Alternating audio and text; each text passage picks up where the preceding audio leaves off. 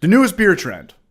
This is going to be the newest beer trend. Summer's right around the corner, and I just don't know why there isn't session hazies. I do not know.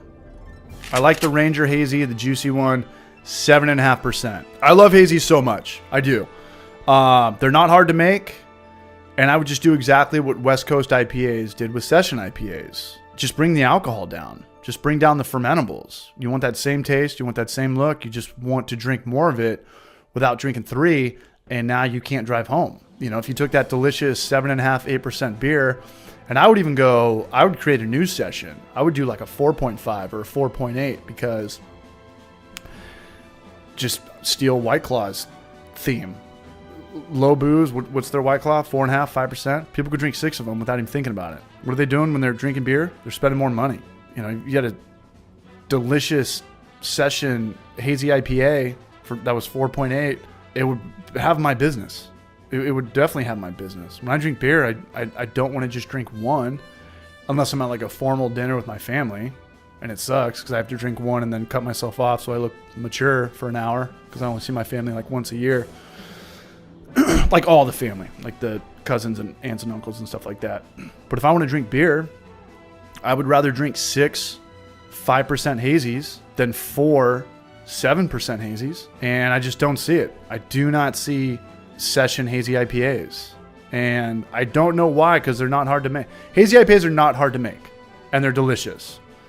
Here's 4 or 5 rules or ways to make a hazy IPA. This is what we do. This is what we do. Hold on, I want to move my hand so it doesn't click on anything, because if I hit this X, it is over. It is over. Hazy IPAs. Use a ton of flaked oats. Use a ton of flaked wheat. Use just kind of copy the German style in that regard. You still use 2-row. Just use a lot of flaked oats, a lot of flaked wheat, a lot of flaked oats, a lot of flaked wheat. Don't boil your hops for 60 minutes. Just do a couple ounces, 1 to 2 ounces at flame out. Galaxy, Azaka.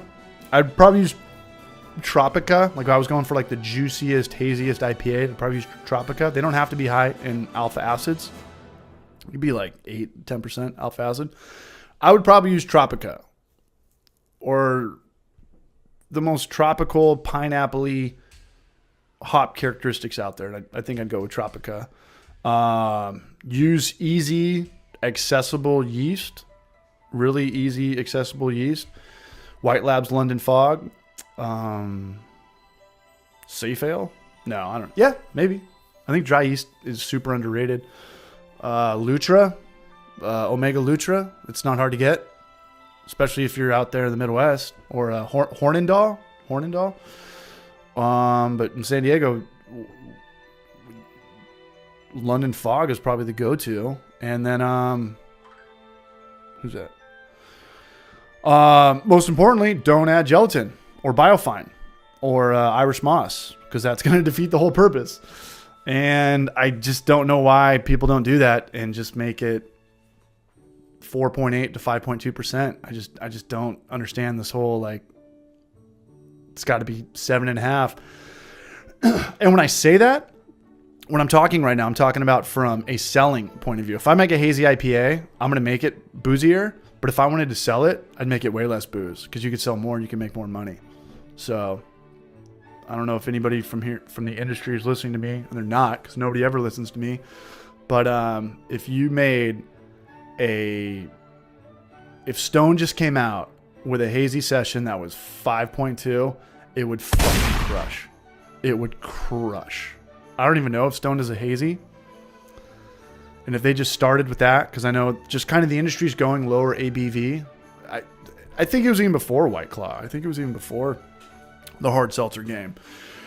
Like, I remember it got kind of weird 2-3 years ago in the beer industry, because all these, you know,